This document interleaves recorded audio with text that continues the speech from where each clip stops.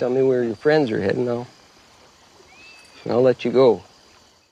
I had an idea to get to Lincoln's army. All right, go on then.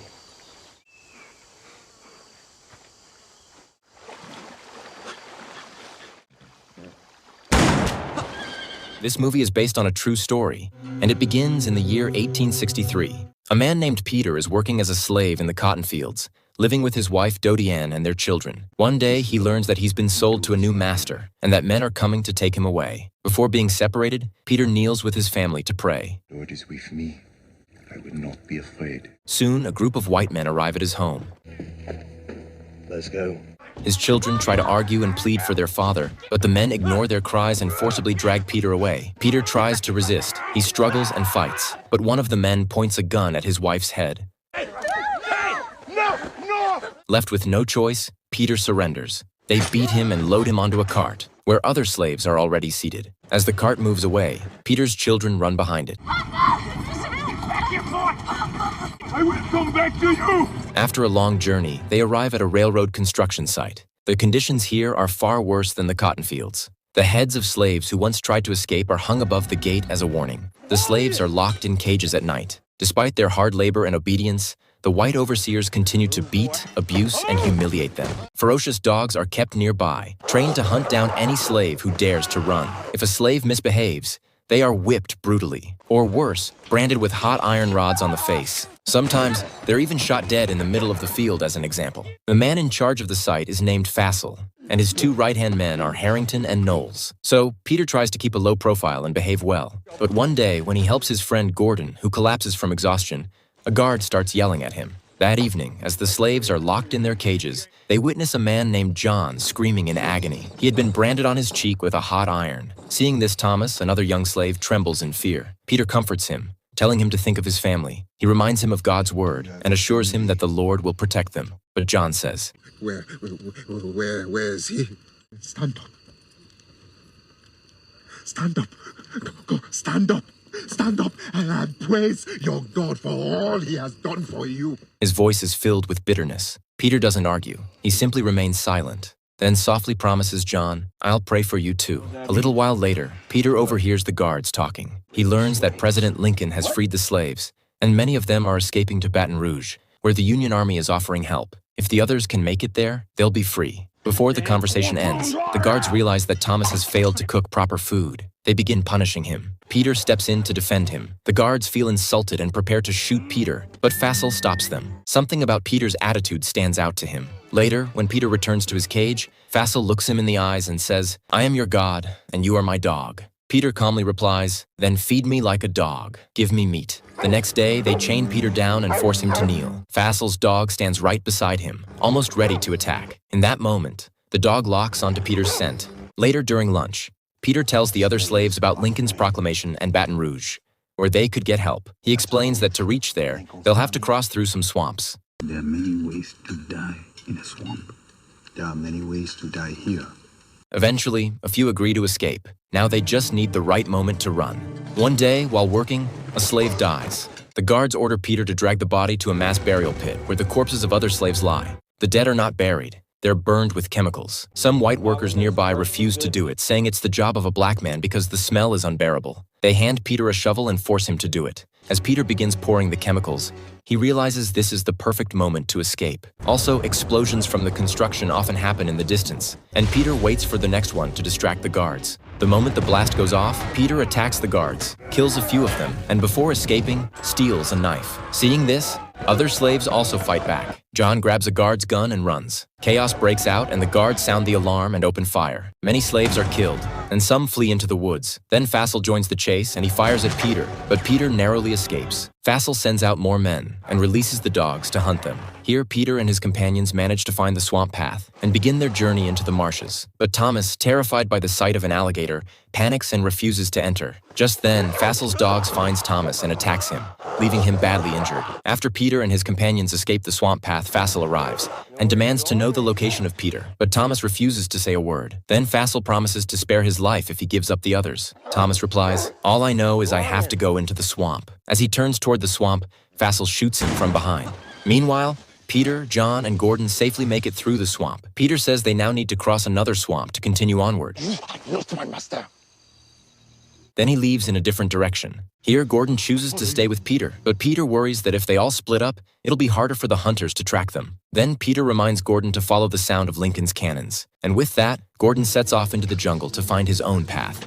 Now Peter had to find his path alone. But the worst part, he had been shot in the leg by Fassel. If he didn't stop the bleeding soon, the dogs would catch his scent. To get ahead of Fassel and his men, Peter had to run far. After a while, he comes across a white family's property, where slaves also work. Peter quickly wraps a vine around his wound to stop the bleeding, then hides behind a pile of firewood. There, he finds drinking water and sees clothes hanging on a line. Taking a big risk, he steals a cloth. But as he runs, the young girl from the house spots him and rings a bell to raise the alarm. Hearing the bell, Fassel arrives. The girl points toward the woods, and Fassel begins chasing Peter again. Peter runs as fast as he can. Then he stops briefly to tie the cloth around his wound. He tears off a piece of the cloth and hides it in the forest, so the dogs will be misled. Then he hides inside a nearby pond. Here, Fassel and his men fall for the trick. They believe Peter has crossed the pond and turned back. Once they're gone, Peter climbs out of the water. Suddenly, an alligator attacks. Peter shoves it away with a branch, then stabs it with his knife, killing it. At that same time, here Peter's wife, Dodienne, wakes up from a nightmare. She feels that Peter is in danger. Her children wake up too,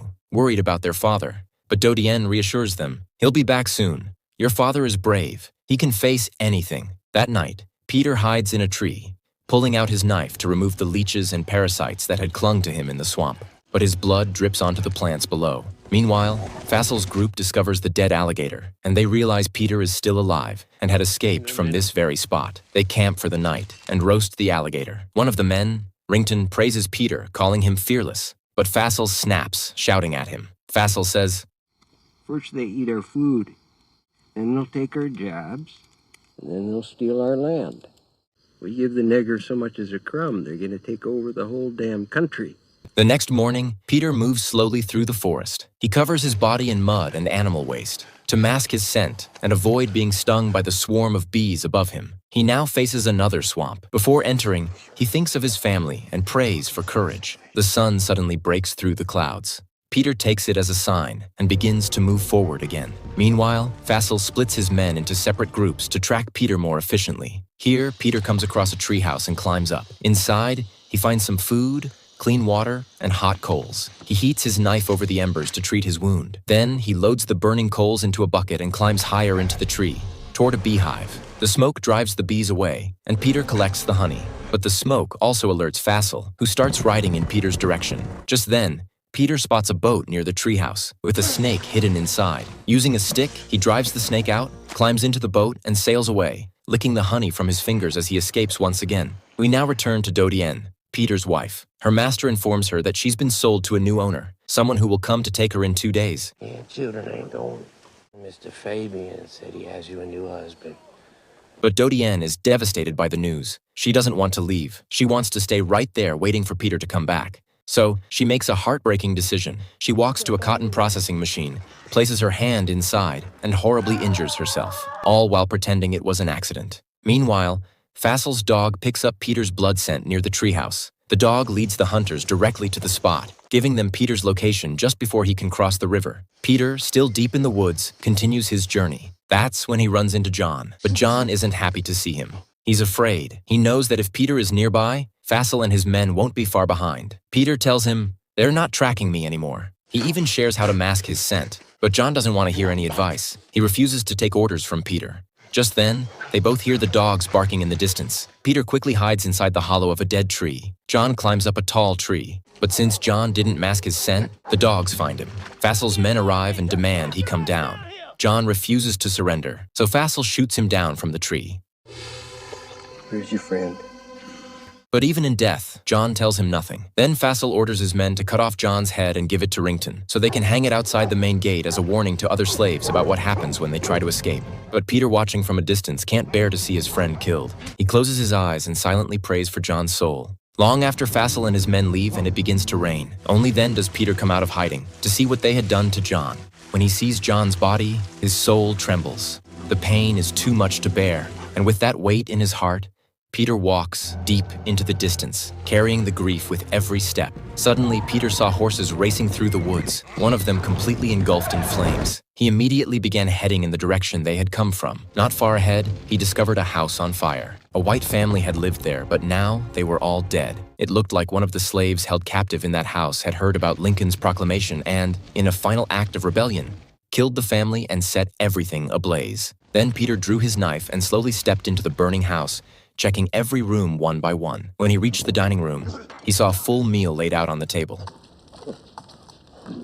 But just then, he heard a faint sound. Someone was still alive. Following the noise, Peter found a young girl pinned beneath broken furniture. She was barely breathing. He pulled her out and carried her outside, trying his best to keep her alive. As she gasped for air, she clutched the cross pendant around her neck and held it up toward Peter. He understood. She was asking for a prayer. But as Peter leaned over to help her, he failed to notice the danger creeping up behind him. Harrington had arrived, and he was aiming a gun straight at Peter. He ordered Peter to drop the knife and step away from the girl. Peter obeyed, but it was too late. The girl took her final breath and died in Peter's arms. Her death triggered something inside him. With quiet fury, Peter picked up the same cross pendant and used it to kill Harrington on the spot. At that very moment, Knowles entered the scene. Without hesitating, Peter grabbed Harrington's rifle and fired, wounding Knowles. Injured and scared, Knowles began pleading for his life. He tried to manipulate Peter, saying, "A man who can kill an alligator, Fassel would make you a commander in his army." But Peter looked him dead in the eye and killed him instantly. The sound of barking dogs rang out in the distance. Fassel was closing in, so Peter ran and hid in the fields nearby. When Fassel's dog tracked him down, Peter calmly raised his weapon and shot the animal dead. The next morning, Peter reaches a beach, and the sight before him is haunting. The sand is covered with bodies of white soldiers, all killed by Lincoln's Union Army, who had come to rescue enslaved people.